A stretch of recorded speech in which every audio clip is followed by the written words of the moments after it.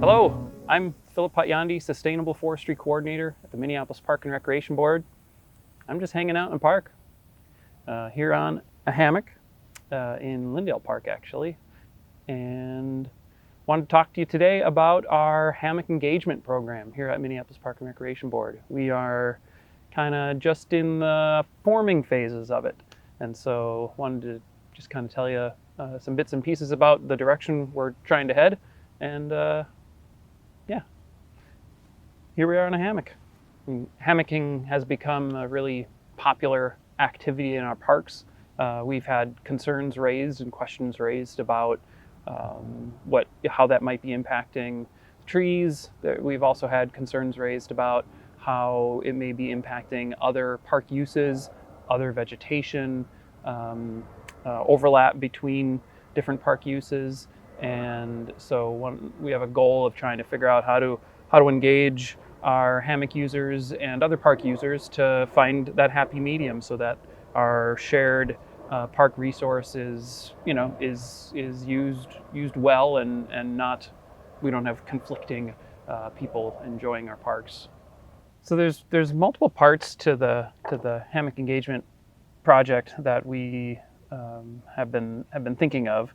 Kind of a learning part, launching part, connecting, sharing, and planting. And those aren't, it's not necessarily a linear progression between those. So, learning, the University of Minnesota, actually, one of the capstone courses helped us with learning about how people are using hammocks in our parks and some of the damage that might be causing, whether to stems or to branches. And so we have that resource and that information. Part of that included, and we've expanded on looking at what other municipalities and other cities and campuses are doing around hammocks, and also connecting. So we've been connecting with concerned gardeners. We want to connect more and more with hammock users in our park.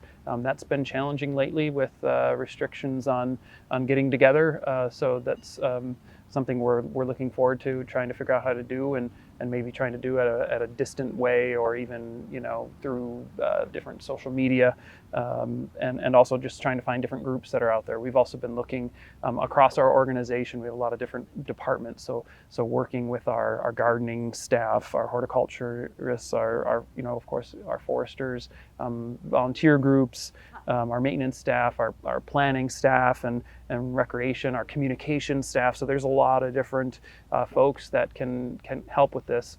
And we've also been, one of the ideas with the program is a ambassador program, and that's a peer-to-peer, essentially volunteer-led program where we'll have fellow hammockers engaging each other to sort of to share our SWAY BMPs. So I'll talk more about what those SWAY BMPs are, and they would even have some really cool hammock swag or SWAY swag, that they would be wearing and be kind of branded with.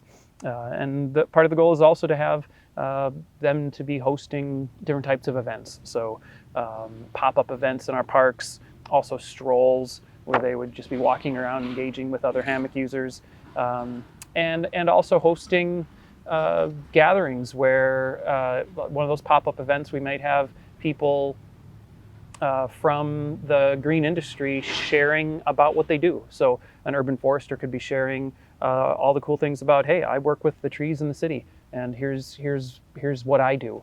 We could have an arborist up in a tree demonstrating some of the fun and professionalism they use to do their day in, day out work. It's kind of cool. We're thinking about people who enjoy life for parts of the day staring up at trees, and maybe they have a future as a career working with trees or plants or our urban ecology. So trying to think of ways to introduce hammock users into some of our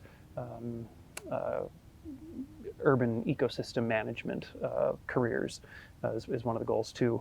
And also thinking about planting. So who better to plant future hammock groves than hammock users themselves? So let's host some planting events. And knowing that might take a while, we also have ideas about planting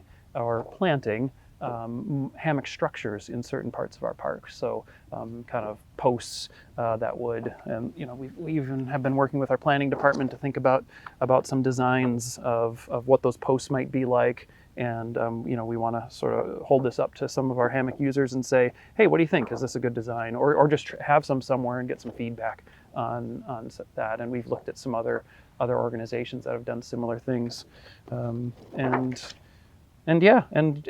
just be receptive of how that might change and grow over time. So the SWAY BMPs, or hammock guidelines,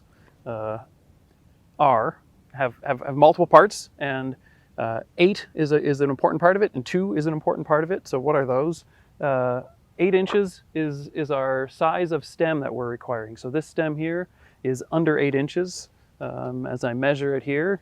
So this would be too small for our recommended size of hammocking. And you can see there's some stem cuts here. Maybe those were dead branches. Maybe they were branches that were used that got damaged. I don't know, but we're because of the size of the bark on the tree and the strength of the tree, we're going with 8 inches as our minimum size of a tree part to hang a hammock to. And 2 is you can see it on this part, is the size of the strap that we were requiring for safe and both for tree safe and people safe hammock use. So we've got our 2-inch strap that we're going with. It can be girth hitched on a tree and used to safely hammock in our parks as our requirement. And then 2 other parts of our guidelines is to look up and inspect the tree, and to look down and inspect the tree and just kind of see what's going on. If we don't want mushrooms. If there's mushrooms on the tree, that means there's some fungus there. That means there's likely some decay, and so that's something to be inspecting for. And also for dead branches.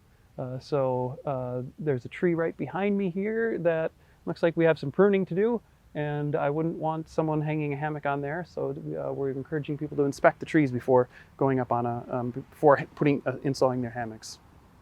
And the other guideline is about respecting other park uses. So thinking of what you're in proximity to. For instance, avoiding blocking a path. That's an obvious one. But even thinking of a garden. So avoiding hanging your hammock above a garden where, as you're going in and out of the hammock, you'd be trampling on some managed vegetation that volunteers may be managing, or horticulturalists here in our park.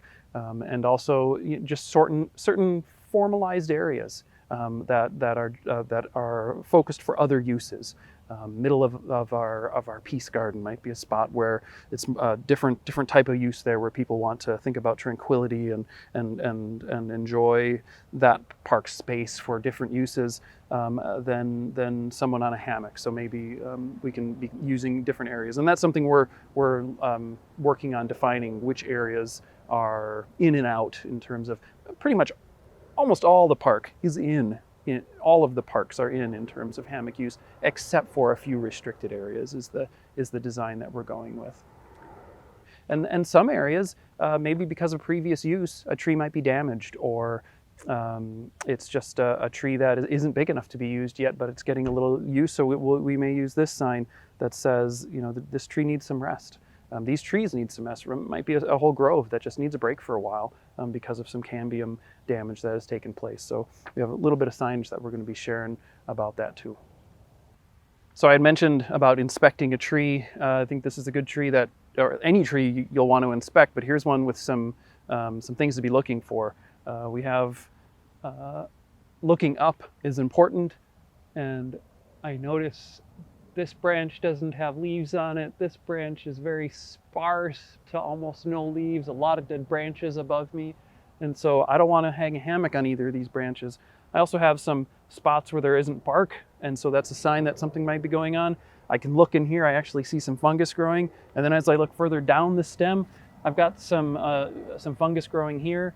There's some more fungi here, and even some damage to the base of the tree.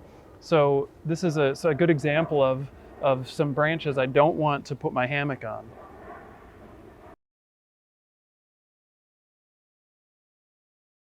So this is one of our areas where we've got multiple park uses kind of colliding a little bit.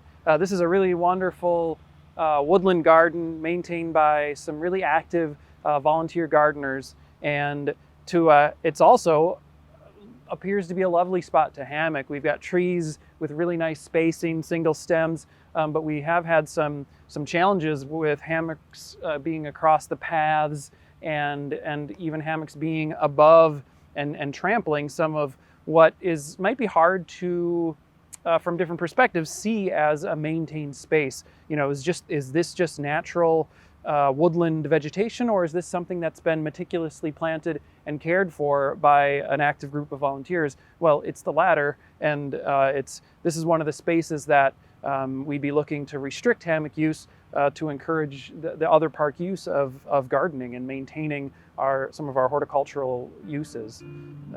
But it's a beautiful space for park uses either way.